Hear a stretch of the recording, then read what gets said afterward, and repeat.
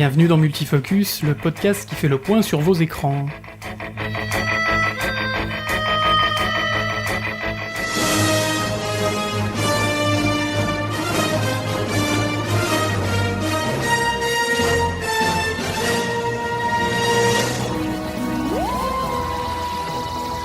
Asgardiens, Asgardiennes, gladiateurs, gladiateuses, poditeurs et poditrices, bienvenue dans ce nouveau numéro de Multifocus, le 15.1. Je suis le Doc et je suis ce soir avec mon amie Lia. Bonjour Lia. Coucou le Doc, comment vas-tu ? Mais très bien, très bien. T'as réussi à sortir toute ta phrase parce qu'elle était vachement longue. Elle était longue ma phrase d'intro et je n'ai pas bafouillé. Bon, c'est la deuxième prise, mais j'ai pas bafouillé quand même.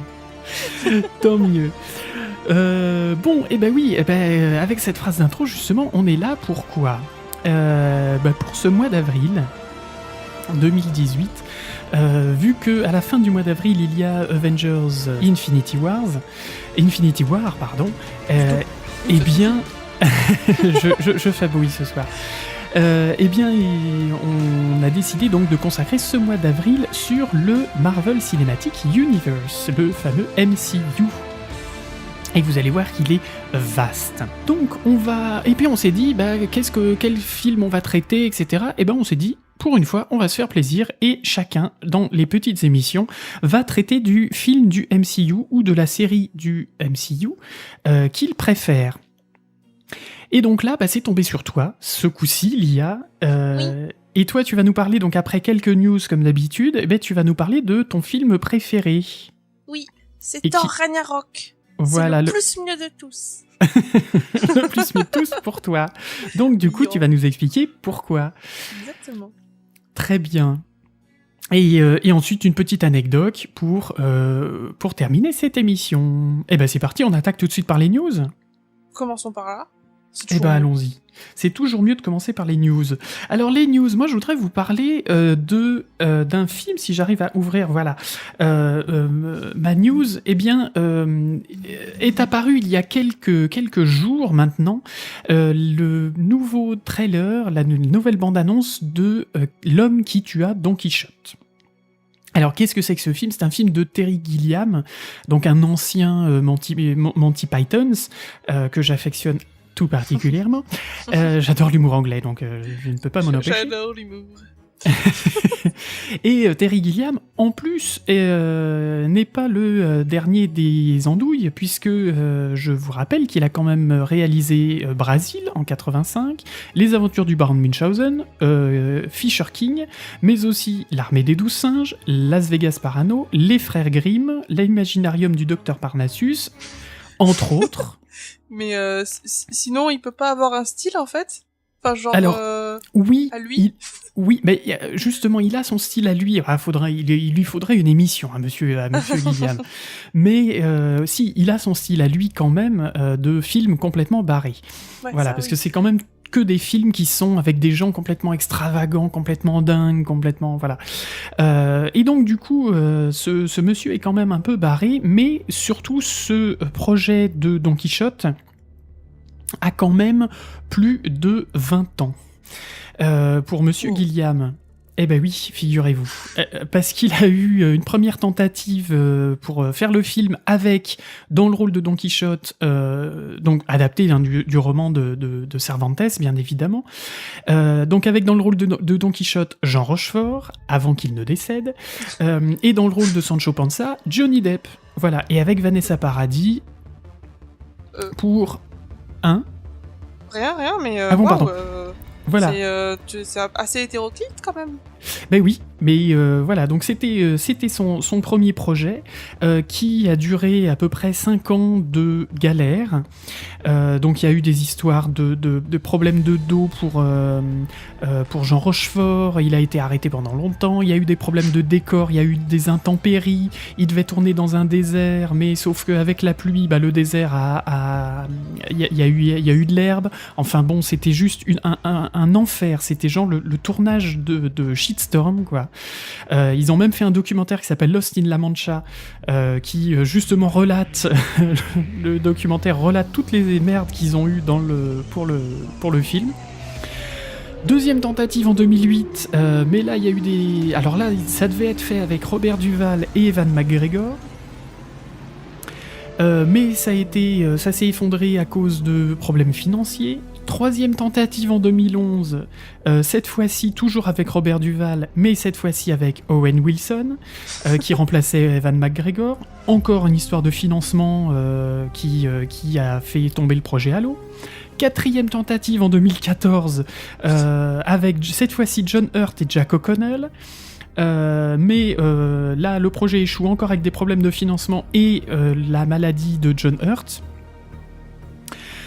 Cinquième tentative en 2016, changement de producteur avec Paulo Branco, et cette fois-ci changement de casting encore avec Michael Palin, son ami de toujours des Monty Python, et Adam Driver qu'on avait vu dans Silence, notre deuxième émission, et puis qui fait le vilain pas beau, le nouveau vilain pas beau dans Star Wars.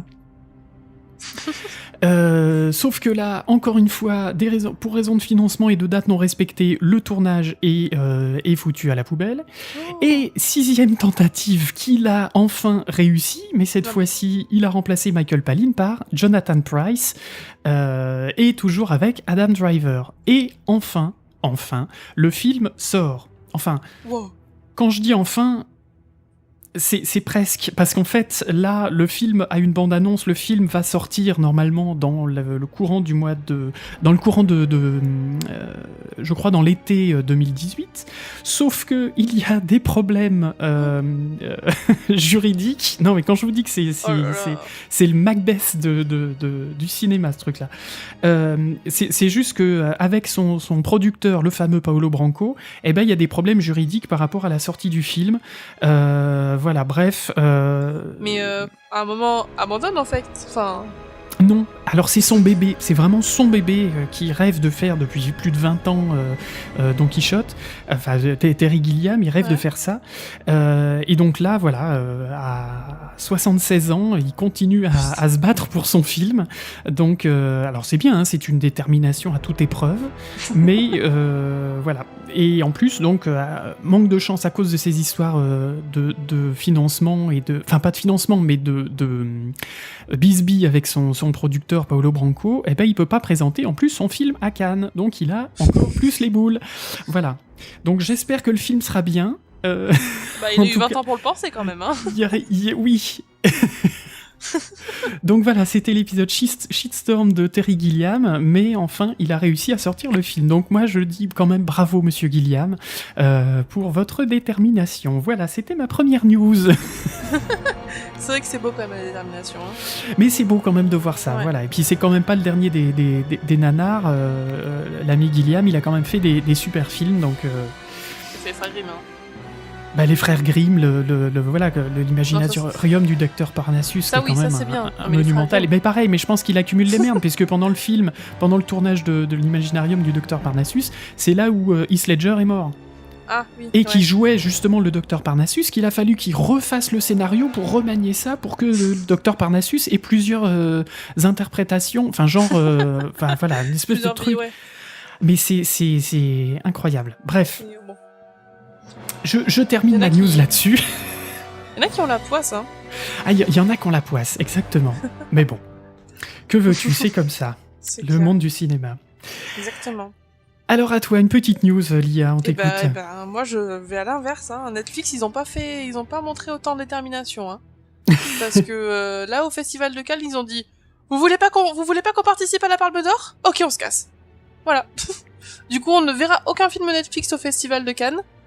Parce que à cause de nos lois françaises qui empêchent de pouvoir sortir un film en même temps en salle et en streaming, ils peuvent pas concourir pour avoir la Palme d'Or. Du coup, ils ont dit bah non, salut. Oui, comme ils avaient fait à la dernière, au dernier Festival de Cannes avec Okja, etc. Ça avait fait une bronca de tous les diables. Mais ouais. Mais enfin, c'est fou quand même hein, de voir que parce que maintenant, on peut pas dire que Netflix soit un petit truc dans un coin. Non, mais c'est quand même des producteurs de films non négligeables et puis finalement on les néglige. Oui, alors les films peuvent être un peu négligeables, hein. Ils ont quand même sorti pas mal de Ouais, ils pas ont- mal de oui, bouses bien en sûr, tant que mais il y a producteur. quand Mais en même, tout cas, au point de vue série et au point de vue Enfin, ça diffusion, etc. voilà, ça reste alors, peut-être pas qualitativement, mais en quantité, ça reste des monstres de production, Bien sûr, tout à fait. donc c'est dommage qu'on puisse pas les voir, Alors qu'il devrait y avoir des productions Amazon. Alors ça, je ne suis pas au courant. Je n'ai pas été à ce point-là dans mon actu. Merci de me faire remarquer que je ne sais pas. Non, pardon, mais normalement, d'accord, il je te crois. devrait y en avoir comme il y en a eu dans les autres festivals, etc. Ben voilà. Donc il devrait y avoir ça. Bon, bref. Mais c'est ça. Mais Netflix veut pas revenir sur son fait de ne pas sortir en simultané au cinéma et en streaming. Ouais. Il refuse catégoriquement d'empêcher de sortir en streaming. Donc voilà. c'est Donc pour il ça leur a que dit, ça... allez donc chier. Exactement. Voilà. Super. Bah merci pour cette news. Oui. Puisque le Fort festival de sympathique, Cannes hein. approche. Et oui, c'est pour bientôt. À grande papate. Et moi, dernière news, je voudrais vous parler d'un trailer qui est sorti, un autre trailer qui est sorti il y a pas très longtemps. Il y a vraiment, je crois qu'il est sorti hier.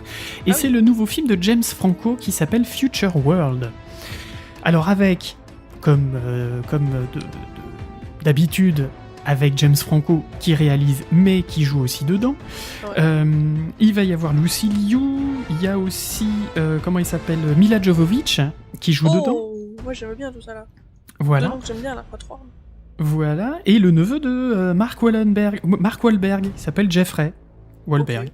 Et en plus, dans le film, il va y avoir Snoop Doggy Dogg, Method Man, enfin bref, voilà.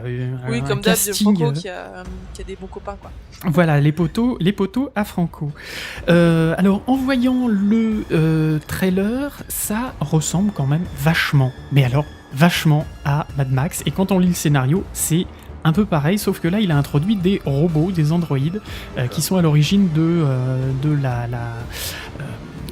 du fait que la Terre soit en mode post-apocalyptique.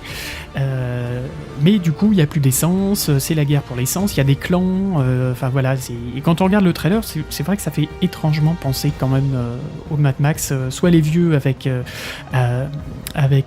l'ami australien, j'ai pas oublié le nom, Mel Gibson, et puis ou alors ceux avec, celui le dernier Mad Max Fury Road, qui était quand même une bonne claque visuelle dans notre face. Ça, c'est bien. Voilà, donc à voir ce que ça donne. Pour l'instant, il sort le 25 mai aux États-Unis. Il n'y a pas de date pour le reste du monde. Bon, à voir. À voir. Mais regardez le trailer, c'est quand même assez sympa, assez rigolo. Et ben c'est tout pour les news. On en a encore plein. On en garde sous le coude pour les prochains épisodes de Multifocus. Et bien passons tout de suite à notre rétrofocus, ma petite Lia. Et puis c'est parti pour ton Totor. Mon petit tas.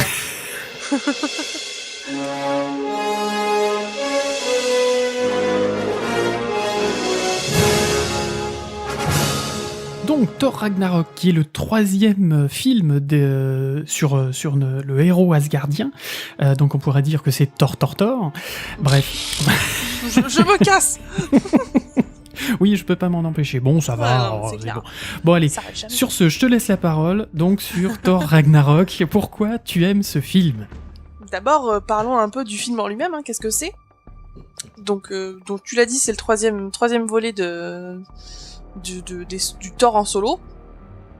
L'histoire en fait, c'est que Thor s'est retrouvé prisonnier sur une planète lointaine et il s'est fait détruire son marteau. Mon Dieu, il n'a plus de marteau. Et donc pour sauver Asgard, parce que Asgard est toujours en danger, enfin, genre comme à chaque fois, et il va devoir lutter contre l'impitoyable Hela, qui est venue pour accomplir le Ragnarok, donc la destruction du monde, et surtout la fin de la civilisation asgardienne. Mais pour ça, il va se retrouver dans une arène de gladiateurs contre Hulk. Et là, c'est le drame. Mais oui. Non mais Pardon. déjà dans le quand tu lis le synopsis, tu dis ouh putain, c'est quoi cette merde.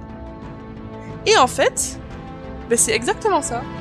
Mais sauf que du coup, tu te dis mais qu'est-ce qu'ils ont fait ? Et en fait, c'est drôle. Mais genre c'est drôle tout le temps. Mais c'est génial. Non, Donc c'est vrai qu'ils ont mis beaucoup d'humour dans le film. Mais oui. Donc c'est Taika Waititi qui est le réalisateur. C'est notamment le réalisateur de Vampire en toute intimité. Je sais pas si ce film est très connu, mais enfin moi je trouvais ça très très drôle. D'accord. Je ne l'ai pas vu. Je te le conseille parce que il est vraiment très très rigolo. Et donc c'est quelqu'un qui est assez habitué des films comiques. Et c'est vraiment la tournure qu'a voulu prendre ce film, qu'a voulu prendre ce Thor. On n'est plus du tout sur le sérieux d'avant, sur la conquête du monde, le machin, le truc, le dieu nordique, blabla. Non, on est sur un Thor hyper décontracté, fun, relax, pas de problème, c'est la merde, mais on s'en fout, on fait des blagues. Et moi j'ai trouvé ça super parce que je commençais un peu à en avoir marre de Marvel Universe qui sont tous les mêmes, on s'ennuie, tout ça. Et puis il y avait Gardien de la Galaxie qui est arrivé, et c'est rigolo, ça se passe bien. Et en fait, ça c'est Thor version Gardien de la Galaxie x 200%. Ouais, c'est vrai, tu as raison. Et franchement, c'est super. On est sur un super-héros qui s'amuse. On voit que l'acteur, donc Chris Hemsworth, s'éclate. Que Tom Hiddleston, c'est pareil. Franchement, c'est super. La seule que je trouve pas top, c'est Cate Blanchett, donc qui joue Ella. Alors je sais pas si c'est parce que moi je connais Cate Blanchett comme jouant dans des films pour filles. Oui, elle a fait quand même Galadriel dans le Seigneur des Anneaux quand même. Oui, mais elle reste toujours. Déjà, j'ai jamais vraiment vu en méchante. C'est son premier rôle de méchante, oui, effectivement. Voilà, c'est ça. Et là, c'est une méchante plus avec avec des pouvoirs, pardon, plus avec un costume complètement ridicule. Mais bon. Après, c'est le côté Asgard, c'est le côté comique, c'est tout ça. Ça fonctionne. Ça fonctionne globalement, mais c'est Cate Blanchett, moi, qui me dérange. Je sais pas pourquoi. Hein. J'ai un peu fait un rejet pour elle.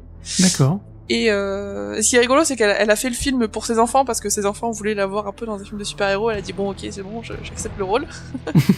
Donc même elle, finalement, elle était pas ultra convaincue. Mais ouais, et je trouve que c'est un bon film parce que en plus, pour une fois, dans un Marvel univers, dans un film américain, on a Thor, donc un blond grand mec européen, surfeur, pas européen. Machin, ouais. Voilà, c'est ça, la totale le stéréotype du beau gosse super baraque qui défonce tout, qui est le meilleur de tout. Il se fait défoncer la gueule par des nanas. C'est tout vrai. Le temps, tout le long du film. Dès qu'il prend un coup dans la gueule, c'est une meuf qui lui met. Et moi, excusez-moi, ça m'a fait plaisir. Oui, c'est vrai, soit c'est Cate Blanchett, c'est Cate Blanchett, ouais. Soit c'est la Valkyrie. Voilà, et à chaque fois. Et pas la vache Kyrie, hein, qui n'a rien à voir du tout. Voilà. Donc la Valkyrie qui est jouée par Tessa Thompson, qui est, elle est vraiment badass. Elle me, les personnages féminins, il y en a que 2 finalement. Mais elles sont cool, elles sont marquantes en fait. Et puis c'est la première fois qu'on a dans un Marvel, c'est quand même le 17e si je dis pas de bêtises, c'est la première fois qu'on a une méchante qui est un rôle principal. C'est la première super vilaine. C'est ça. Et puis pas des moindres. Oui, c'est quand même dans les comics, c'est la plus grande ennemie entre guillemets de Thor. Et après, on dira ce qu'on voudra, il la bat quand même assez facilement. Hein. Ouh, elle lui met quand même des sacrés... Oui, elle lui met des nions, y a pas de problème. Hein, mais voilà, c'est ce qu'on appelle une redresseuse de Thor. Ouais, si on veut. Elle est quand même pas très très sympathique. Hein. Mais ouais, ce film, pour moi, c'est vraiment une respiration dans tous ces Marvel de c'est bon, tout est déjà vu, on sait ce qu'on va voir, toujours pareil. Et ben là, moi, je m'attendais pas du tout à ça. Et je me suis éclatée. Je me suis vraiment éclatée. Hein Hulk aussi. Oui, mais drôle. oui, c'est ça. Mais genre, ils sont tous marrants. On a un Jeff Goldblum qui joue le grand maître. Mais alors lui, je suis presque tombée amoureuse, quoi. Il a un personnage, il est cheap, il est stéréotypé, il est tout ça, mais il est parfait. Et il y a des scènes coupées, je ne sais pas si j'ai tu pas as vu vu ça. les scènes coupées. Alors dans le DVD Blu-ray, il y a les scènes coupées, et dont une où on voit Thor et donc Bruce Banner en train de discuter en mangeant, et ils sont en train de regarder une télé, enfin une espèce de télé holographique, où c'est que le grand maître en fait qui est sur toutes les chaînes.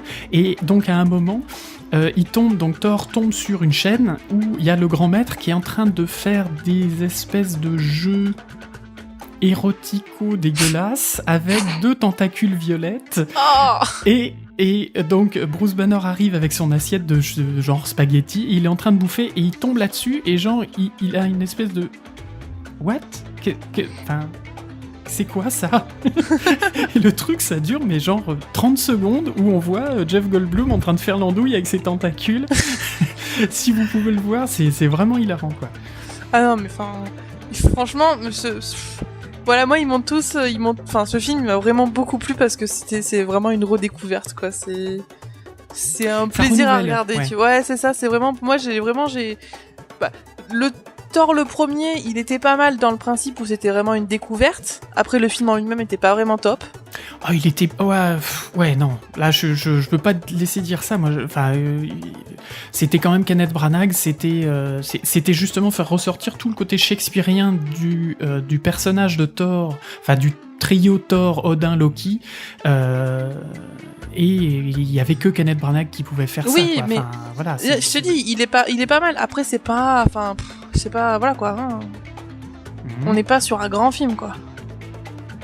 Bon, ouais. Bon, je l'ai bien aimé. Je sais pas. Après, voilà, moi, c'est dans mon top... c'est dans mon top 3, moi. Ouais. D'accord. Moi, j'ai trouvé un peu trop... limite trop sérieux, mais enfin, je sais pas, en fait. À trop vouloir faire les dieux, à trop vouloir faire les machins. Alors, Thor 2, n'en parlons pas, parce que alors lui, vraiment, je refuse d'entendre dire qu'il était un peu bien. Il était vraiment nul. Non, tu ne l'as pas aimé. Pardon, excusez-moi, j'ai oublié. Excusez-moi. Non, mais enfin, même les critiques ont été assez unanimes en disant que c'était un film un peu raté. Oui. Un peu longuet. Ouais, c'est ça. À trop vouloir se prendre au sérieux et se prendre pour des trucs de fou, bah voilà, ça tombe à plat, quoi. Et donc là, finalement, ça relève vraiment le niveau de la série Thor. Et c'est cool, et c'est vraiment cool. Après, je critiquerais un peu que Idris Elba, qui joue Heimdall, a un rôle qui est encore un peu tristouné. Enfin, on sent que ce personnage, il pourrait être beaucoup plus que ça, et au final, le cantonne à des situations hyper faibles. Et ça, moi, ça m'a rendu un peu triste. Ouais, je sais pas, voilà, c'est vraiment un second, alors qu'il mériterait vraiment, je pense, de monter un petit peu d'échelle dans les échelons. Après, ça, c'est peut-être juste un avis personnel, hein. Mais, on verra avec Thor 4. Ouais, t'inquiète pas. Et l'autre truc que je dirais aussi, parce qu'il faut bien trouver des points négatifs, mais là, encore une fois, c'est bien pour trouver des points négatifs, c'est qu'à trop vouloir faire d'humour, il y a les côtés, les moments intenses du film tombent un peu à plat, en fait. Les moments où ça pourrait être vachement dur, vachement tendu, vachement... Attention, il se passe un truc hyper trash. Blague. Ah mince, bon bah tant pis, on s'en fout en fait. C'est une blague. Enfin, ouais. Je sais pas si tu vois ce que je veux dire, c'est... Si. Voilà. Ouais, c'est vrai que c'est peut-être un peu ça qui m'a gêné dans le film, c'est que justement ça partait des fois un peu trop en cacahuète, quoi. Ça partait un peu trop en n'importe quoi, en blague pour faire de la blague. Alors oui, c'est drôle, machin. C'est pour ça que j'ai préféré dans le même style, Les Gardiens de la Galaxie. Ouais. Parce que justement, il y avait de la blague, oui. Ça fonctionne très très bien en fait. Il y a des moments de blague, il y a des moments où justement ils se moquent d'eux-mêmes, ils se moquent du côté film de super-héros, machin, nous sommes une équipe, etc. Enfin bref, voilà, il y a tout un tas de moments qui sont très drôles, mais en même temps, ça n'enlève pas le côté, effectivement, comme tu dis, tension dramatique, tension même qui fait un peu peur, qui machin, voilà. Et on a je trouve qu'il y a un meilleur équilibre dans les deux Gardiens de la Galaxie que dans le dernier Thor Ragnarok. Même si ça désacralise un peu le côté trop sérieux de Thor, justement. Ouais, c'est ça, là il a à trop vouloir désacraliser, c'est trop. Voilà, c'est peut-être un poil trop. Ouais. Bref. Et puis le côté Mais ça- années 80, bon, pourquoi pas, ouais, c'est rigolo, ça fait un Bah style... oui. Puis la planète Sakar. Sakar, du coup, bah, elle est à fond là-dedans, quoi. Oui, Tout oui, est oui. années 80, mélangé avec des trucs un peu chelous de futuristes, entre guillemets, et extraterrestres, c'est génial. Oui, oui, oui. Et d'ailleurs, c'est très, très science-fictionnesque, en fait, ce Ouais. film. C'est vrai.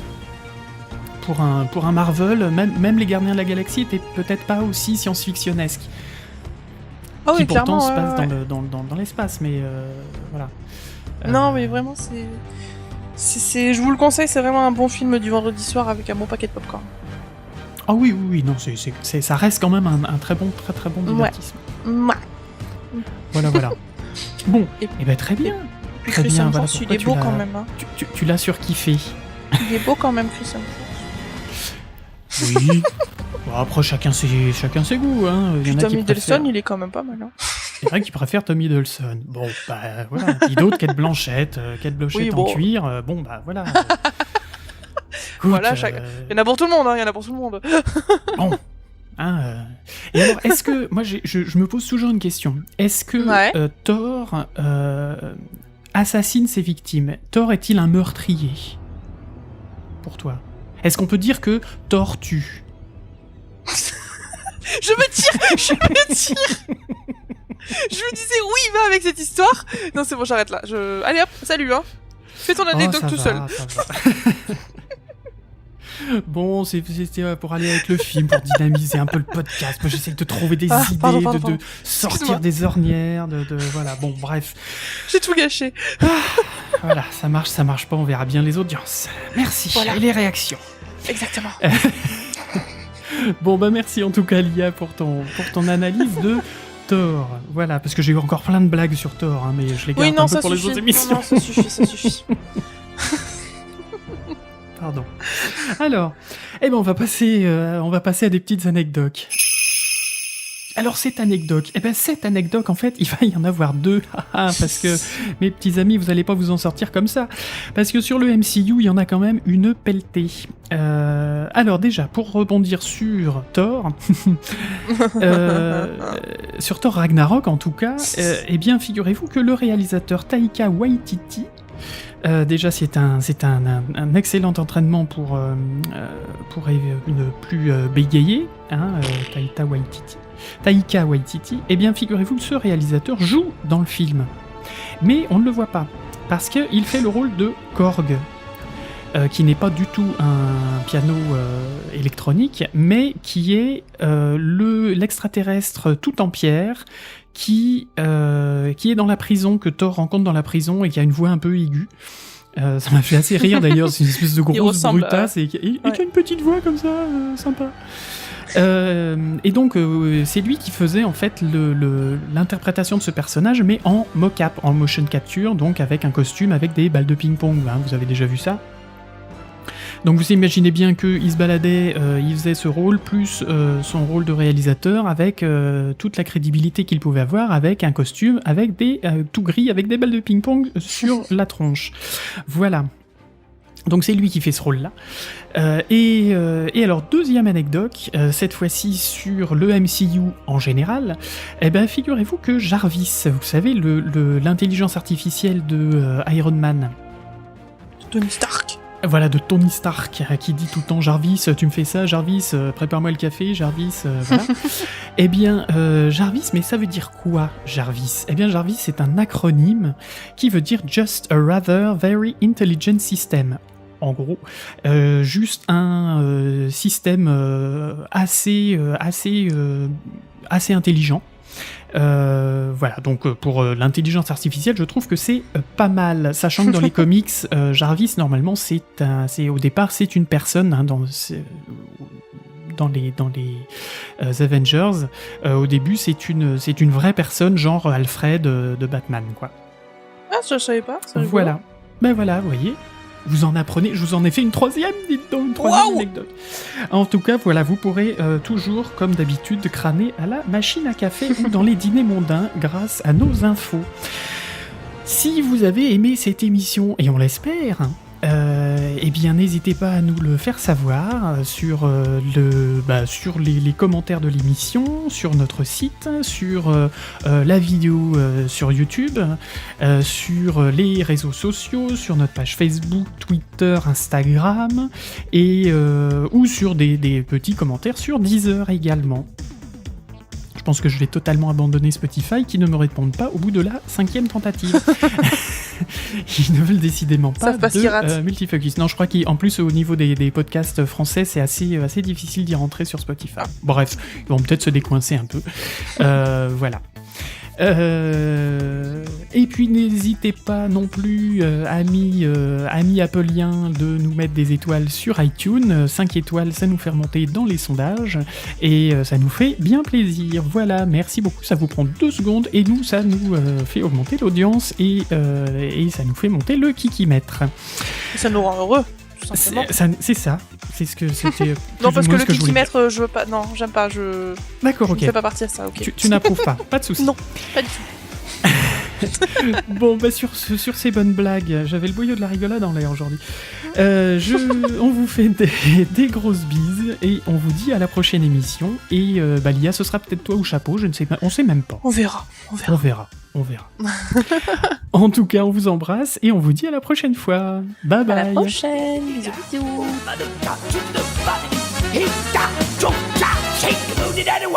See ya!